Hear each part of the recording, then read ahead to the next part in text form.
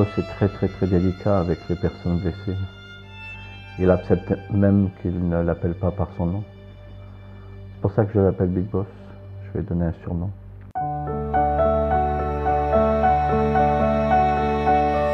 Pour certaines personnes, des conversions magiques où ils passent dans une machine à laver, ils arrivent tout propres du jour au lendemain.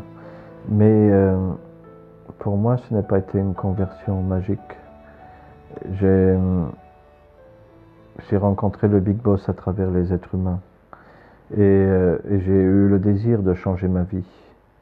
Moi, je sais que ma vie sans Dieu autrefois, sans le Big Boss, c'était comme un repas où il y avait beaucoup de vinaigre.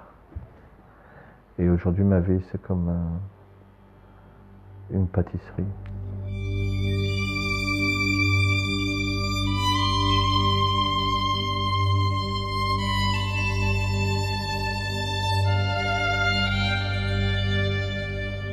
Moi, j'ai rencontré Dieu à travers un clochard. Et je ne sais pas quel jour de la semaine c'était, mais ce n'était pas un dimanche. Et il faut arrêter de voir le Dieu du dimanche. C'est le Dieu de tous les jours. Et le Dieu de tous les jours, il aime ta compétence. Vous êtes compétent dans les caméras et faire les reportages et tout. Ben Dieu, il aime cette compétence. Et il a besoin de cette compétence. Parce qu'à travers ça, il se passe des choses que vous n'imaginerez jamais.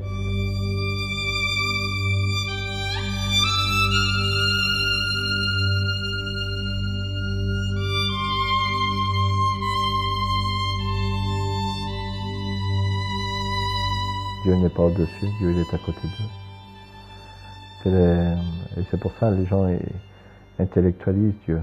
Ils le cherchent très loin. Et en fin de compte, Dieu il est dans ta vie. Si toi tu es heureux, Dieu est heureux. Si tu es malheureux, Dieu est malheureux. Puisque c'est un père. Tu ne vois jamais un père heureux si son fils est malheureux.